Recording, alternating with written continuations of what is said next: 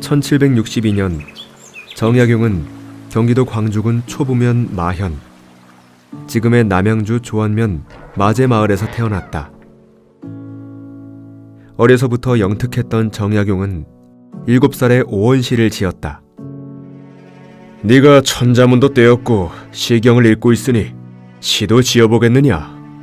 예, 아버지, 지어보겠습니다. 작은 산이 큰 산을 가렸으니 먼 곳과 가까운 곳의 차이라네. 아들을 기특하게 여긴 아버지 정재원은 정약용이 10살 때 그동안 지은 시를 모아 삼미자집이라는 문집을 만들어 주었다. 삼미자란 정약용의 별명으로 눈썹이 셋인 아이란 뜻이다. 어렸을 적 천연두를 앓은 흉터 때문에 눈썹이 나뉘어 세 갈래가 되었기 때문이다. 정약용은 16세 때 성호 이익 선생이 남긴 저수를 읽고 큰 감명을 받아 결심했다. 나도 이 어른처럼 학문을 해야겠다. 정약용은 22세 때 과거에 합격해 성균관에 들어갔다. 여기서 처음으로 정조를 뵙게 된다. 이 답안이 참 훌륭하구나. 정약용이라는 대학생이 누구인가? 소신이옵니다, 전하. 그대는 얼굴을 들라. 이런 답을 쓰기에는 앳되어 보이는데 나이는 몇이나 되는가? 22이옵니다, 전하. 문과에 합격하여 관직에 나아가자 정조는 정약용을 규장각 초기의 문신으로 선발하여 가까이 두었다. 정조는 수원화성 건설이라는 국가적 프로젝트를 시작했는데 한강 배다리 공사에서 재능을 보인 정약용에게 화성 성곽의 설계를 맡겼다. 정약용은 중국과 조선의 성제를 참고하여 새로운 개념의 성곽을 구상했고 거중기를 만들어 공사 경비를 크게 절약한 공으로 정조의 칭찬을 받았다. 또한 정조의 기대 속에서 암행어사로, 지방관으로 또는 형조참의로 억울한 백성을 구제하는 등 관료로서 활약했다. 승승장구하던 그의 운명에 곧 그림자가 들이온다. 젊은 시절 천주교와의 만남 때문이었다. 23살 때 고향에 갔다 서울로 돌아오는 길, 한강 배 위에서 정약용은 이벽에게 처음 천주교에 관해 들었다. 사람이 죽으면 혼과 백이 하늘과 땅으로 흩어져 버리는데 어찌 영혼이 천국에 오른다는 말입니까? 천주는 또 무엇이란 말입니까? 천지 만물은 저절로 생긴 것이 아니라오. 만약 저절로 생겼다면 저 밤하늘에 빛나는 별들이 어떻게 저리 질서정연하겠소? 천지 만물이 있기 전에 그것을 만드신 창조주, 즉 천주께서 계셨던 것이라오. 제가 들어보지 못한 이야기입니다. 참으로 신기합니다. 이야기를 더 들려주십시오. 이후 천주교 모임에 참여하고 서학서를 읽은 것을 빌미로 정적들은 끊임없이 그를 천주교도로 몰아 공격하였다. 1800년, 그동안 정약용의 울타리가 되어주던 정조가 갑자기 세상을 떠나자 그의 운명은 바람 앞에 촛불이 되었다. 이듬해 천주교도를 박해하는 신유옥사와 황사영 백서 사건에 연루되면서 정약용의 집안은 산산조각이 났다. 셋째 형 정약종은 형장의 이슬이 되었고 둘째 형 정약전은 흑산도로, 정약용은 강진으로 유배되었다. 천리 유배길에 함께 오른 정약전, 정약용 두 형제는 16일 만에 나주 율정의 주막에 도착했다. 날이 밝으면 생리배를 하게 된다. 형님은 흑산도로, 저는 강진으로 길이 갈리게 되었습니다. 용아, 너무 슬퍼 말거라. 저들이 죄를 씌웠으나 우리가 죄를 지은 것은 아니지 않느냐. 곧 돌아갈 날이 있을 것이다. 형님, 이러다 영영 이별하는 것이 아닐지 참으로 두렵습니다. 운명은 두 형제의 희망을 배반하였다. 바다를 사이에 두고 서로를 그리워했으나 정약전이 먼저 세상을 떠나면서 그들은 영영 만나지 못하게 되었다. 18년간 이어진 유배형은 정약용 개인에게는 큰 비극이었지만 역경 속에서 약 500권에 이르는 여유당 전서가 탄생하였다. 강진에 온 정약용은 절망적 상황에서도 오히려 이제야 결의를 얻었구나 하면서 학문에 매진했다. 정약용은 강진의 양반과 아이들뿐만 아니라 중인층의 아이들과 승려들까지 두루 가르치며 신분의 차별 없이 여러 제자들을 길러냈다. 그 중에는 훗날 추사 김정희에게 인정받은 시인 황상이 있었다. 그는 어린 시절 처음 정약용을 만났을 때 공부의 어려움을 토로했다. 너는 문학과 역사를 공부하려무나. 스승님, 저는 단점이 많아요. 둔하고 막혔으며 답답한걸요. 대신 다른 단점이 없지 않니? 빨리 외우는 사람은 소홀하고 글을 빨리 짓는 사람은 들뜨고 금방 깨닫는 사람은 정밀하지 못하지. 둔하더라도 꾸준히 몰입하는 부지런한 사람은 훌륭한 업적을 남길 수 있단다. 유배된 지 10년째 되던 해 어느 날 고향에서 물건이 왔다.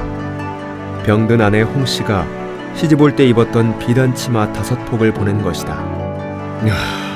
홀례 때 북디북던 치마가 이렇게 색이 바래다니 시간이 속절없이도 흘렀구나. 정약용은 이 치마로 자식들을 위한 서첩들을 만들고 하피첩이라고 이름을 붙였다. 어머니의 치마에 아버지가 쓴 하피첩에는 자녀들이 평생 마음에 새길 글귀가 담겼다. 부모를 사랑하고 형제간에 우애하거라. 말을 조심하거라. 근면함으로 재화를 생산하고 검소함으로 가난을 구제하거라. 재물을 저장해두는 것은 남에게 베푸는 것만 못하다. 2년 뒤 딸이 혼인하게 되자 남은 치마에 그림을 그려 족자를 만들어 주었다. 매화에 내려앉은 참새 2마리를 그린 것이다. 퍼득이며 새가 날아와 내 뜰 매화나무 가지에 앉아 쉬네. 매화꽃 향내 짙게 풍기니 꽃향기 따라 날아왔네. 이제 여기에 머물러 지내며 가정 이루고 즐겁게 살거라. 꽃도 이미 활짝 피었으니 그 열매도 많이 열리리. 1818년 정약용은 마침내 기나긴 유배에서 풀려나 고향으로 돌아왔다. 고향에서 그는 저술을 마무리하며 지내다 1836년 2월 22일 향년 75세로 눈을 감았다.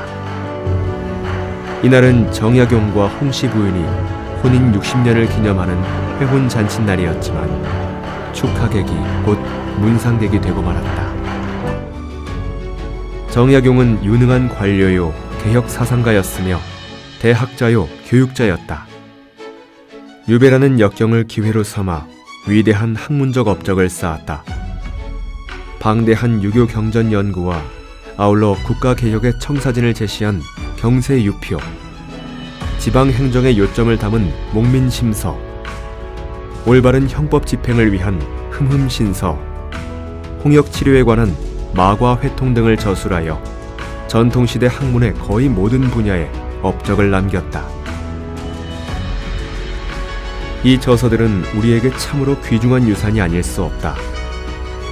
그의 위대한 삶을 돌아보고 그의 실학정신과 학문적 성취를 계승 발전시키는 일은 이제 우리의 몫이다.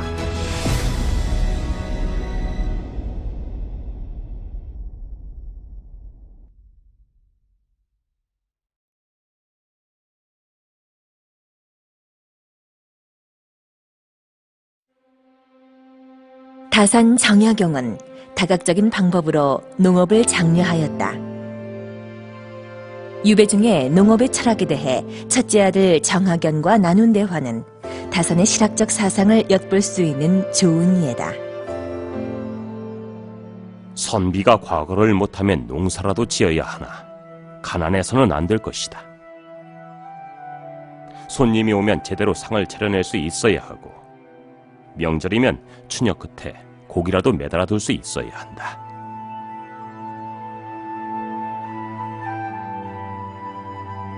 어떻게 농사를 지으면 넉넉한 생활을 할 수 있겠습니까?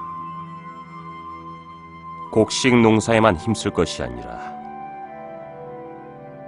소채 가꾸기에도 힘써야 할 것이다.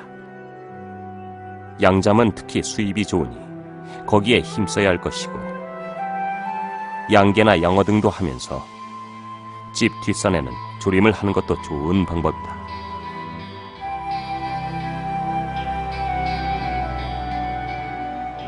그렇게 농사를 하려면 남녀노소 없이 자기 일에 충실해야겠군요. 물론 그렇지. 그런데 제 집에서 쓰고 남은 것은 장시에 내다 팔아 돈을 손에 쥐어도 부끄러운 일이 아니다. 제가 생산한 것을 장시에 내다 판다고 해서 무엇이 부끄럽겠는가? 아버님 말씀이 옳지요. 상사가 부끄러운 것은 일을 하지 않고 남을 속여 중간 이득만을 취하기 때문이 아닙니까?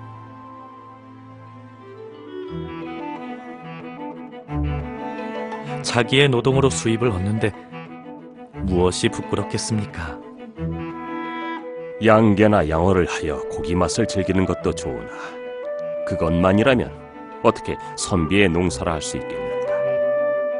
유구나 유해풍처럼 개경이나 연경을 저술하여 농사 방법을 재량한다면 역시 선비의 농사가 아니겠는가?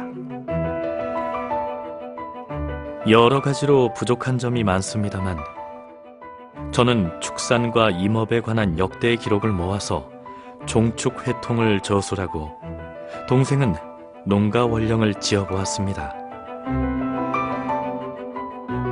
아하, 그랬는가? 농사일을 하면서도 새로운 농사 방법을 개발하기도 하고 시를 지어 농사일의 즐거움을 노래할 수 있다면 어찌 선비의 농사가 아니겠느냐?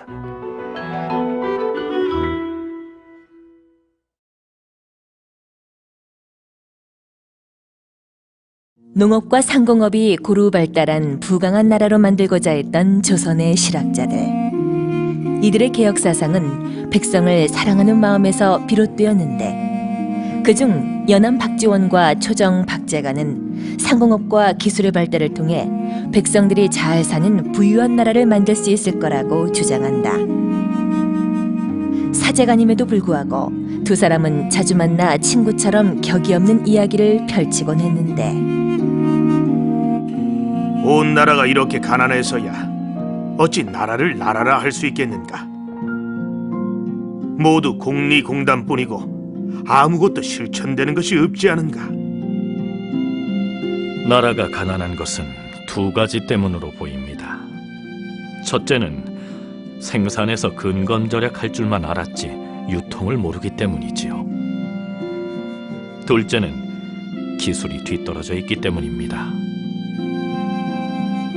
종로 거리에 어슬렁거리는 놈들이 모두 남을 등쳐먹을 궁리만 하는데 하하, 정말 큰일일세. 해마다 과거를 본답시고 한양으로 모이는 것들이 10만이 넘습니다. 그런데 과거에 합격하는 자라야 겨우 수십 명에 불과하지 않습니까? 그러니까 나머지 사람들은 모두 농사를 짓거나 상업을 하도록 해야 합니다. 양반이 장사를 하면 장부 정리는 물론이요, 장사하는 기술을 발전시킬 것입니다. 양반이 당정이나 공리공담을 그만두고 상공업에 종사한다면야 기술도 발전하겠지. 그래, 자네는 중국에서 보고 들은 것을 북하기로 정리하지 않았나? 중국은 우리나라보다 여러 면에서 기술이 발달해 있지만 그 중에서 가장 먼저 배워야 할 것은 수레 제도입니다. 전국에 도로를 건설하고 수레를 통행시키면 물자 교류가 활발해져 나라가 부강하게 될 것입니다. 자네가 중국에서 배운 것이 어찌 그것뿐이겠는가? 더 깊이 연구한 바도 있는 줄 아는데 우리나라를 더욱 부강하게 하려면 개국 통상을 하는 것이 가장 좋은 방책입니다. 지금 중국에는 서양의 선박들이 있는데 우리가 개국한다고 하면 그들이 즐겁게 올 것입니다. 그들과 통상하자는 것은 단지 무역을 하자는 것뿐만은 아닙니다. 그들은 물품과 더불어 자기들의 문화도 가지고 들어올 것이니 저들의 문화를 가지고 우리의 문화를 개혁하면 나라의 풍속이 크게 변할 것입니다. 청나라에서 새로운 문물을 받아들이고 개혁을 주장했던 북학파의 대가인 박지원과 박제가는 백성들을 사랑하는 마음으로 나라를 개혁하여 부강하게 만들고자 애쓴 실학자였다. 이는 실학 사상이 실천 학문이요 실용 학문이라는 것을 증명하는 좋은 예다. 허자는 30년 동안 독서를 하며 인간의 도리와 사물의 이치를 깊이 깨우치고 사람들에게 이를 말하지만 비웃음만 살 뿐이었다. 그는 북경에 들어가 60일간이나 깨달은 도를 이해할 수 있는 석학을 찾았으나 끝내 만나지 못한다. 이에 크게 탄식하면서 공자가 자기를 이해해 줄 수 있는 사람을 만나기 위하여 배를 타고 동이로 가려 한 것을 본받아 한중 국경에 있는 의산으로 들어가 비범한 듯 보이는 시롱을 만나게 된다. 얼굴은 흑빛이 나는 나무 조각 같고 목소리는 새앙쥐 같으나 천둥번개도 두려워하지 않는 모습을 보고 허자는 세상 이치에 대해 시롱에게 물어본다. 나는 해동에서 온 허자입니다. 세상에는 만물의 이치를 깨달았다는 선비와 어진 정치를 베풀었다는 군주는 많은데 도무지 세상이 캄캄하고 가난한 까닭은 무엇입니까? 아, 그것도 모르느냐? 모두 현명하다거나 선정을 베푼다거나 하는 헛된 명성만을 쫓아서 마음이 비뚤어진 탓이니라. 진실로 공정한 마음이 없으면 올바로 되는 일이 아무것도 없지. 공정한 마음을 가지려면 어떻게 수양해야 합니까? 그놈 참으로 똑똑한 놈이로구나. 모름지기 주위를 깨끗이 하고 손님 접대하는 것부터 배워야지. 마땅히 해야 할 일도 못하는 놈이 학문을 깊게 연구해봐야 필경 세상을 어지럽힐 뿐이야. 네, 알겠습니다. 인간에게는 인륜과 예의와 찬란한 문물 제도가 있으니 인간이 과연 만물의 영장이라고 하지 않습니까? 이놈도 별 수 없구나. 자연의 입장에서 보면 초목과 금수와 인간이 다 같지. 그래서 성인도 만물을 스승으로 삼는다 하지 않았느냐. 너는 자연을 무엇이라 생각하느냐? 저 같은 사람이 만물의 근원인 자연을 어찌 알겠습니까마는 자연은 천지간에 일어나는 조화이며 우리가 보는 것처럼 평평하고 네모진 것이 아닐 수도 있다는 생각이 듭니다. 좋은 이야기야. 지구가 평평하고 네모진 것에 대해서 이미 의문을 가지고 있다니 말이야. 지구가 둥글고 하루에 한 바퀴 자전한다고 하는 서양 사람들의 말은 과연 믿을 수 있습니까? 그렇지. 그것은 월식을 보면 알 수 있어. 달, 지구와 해가 일직선으로 놓이는 월식이 되면 지구의 그림자가 둥글게 보이지 않더냐. 달에 비친 지구의 그림자가 둥근 것을 보면 지구가 둥글다는 것은 알겠습니다만 지구가 자전한다는 것은 엄청난 속도로 돈다는 뜻인데 어떻게 지구 위에 물건들이 붙어 있는 것입니까? 그것은 참으로 어려운 이야기다. 지구가 자전한다는 것은 하루에 9만리를 도는 것인데 이는 자석이 쇠붙이를 끌어당기듯 지구 위의 물건들이 끌어당기는 힘이 있어서 흩어지지 않고 또한 대기 중에 있는 기가 모든 사물과 함께 돌고 물건을 고정시키기 때문이지. 만약 지구가 둥글다면 바로 선 사람과 거꾸로 선 사람이 있을 텐데, 바로 서 있는 사람은 그냥 서 있을 수 있다고 하더라도 거꾸로 선 사람이 떨어지지 않는 이유는 무엇입니까? 아, 답답하구나. 지구가 둥근데 바로 선 사람이 어디 있고 거꾸로 선 사람이 어디 있겠느냐. 남극의 사람은 자기는 바로 서 있는데 북극의 사람이 거꾸로 서 있다고 하고, 북극의 사람은 자기는 바로 서 있는데 남극의 사람이 거꾸로 서 있다고 하니 모든 것이 상대적인 것이다. 그러니까 지구 표면에는 위도 없고 아래도 없으며 중앙도 없고 변두리도 없는 게야. 참으로 위대하신 말씀입니다. 지금까지는 지구의 중심이 중국이고 다른 나라들은 모두 변두리에 있다고 생각했는데, 자기가 선 자리가 중앙이니 각 나라가 독자성을 가진 독립국가가 되겠군요. 그런데 우주에는 지구뿐만이 아니라 해와 다른 말할 것도 없고 무수한 별들이 있는데 대체 그 크기는 얼마나 됩니까? 난들 어찌 그것을 다 알겠느냐. 지구만 하더라도 둘레가 9마일이나 되고 자전하는 속도가 엄청나다. 그리고 이 지구와 가장 가까운 별도 몇 억 마일이 떨어져 있다.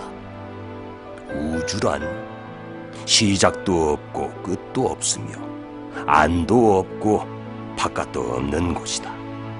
그래서 우주 무한이라 할 수 있는 게야.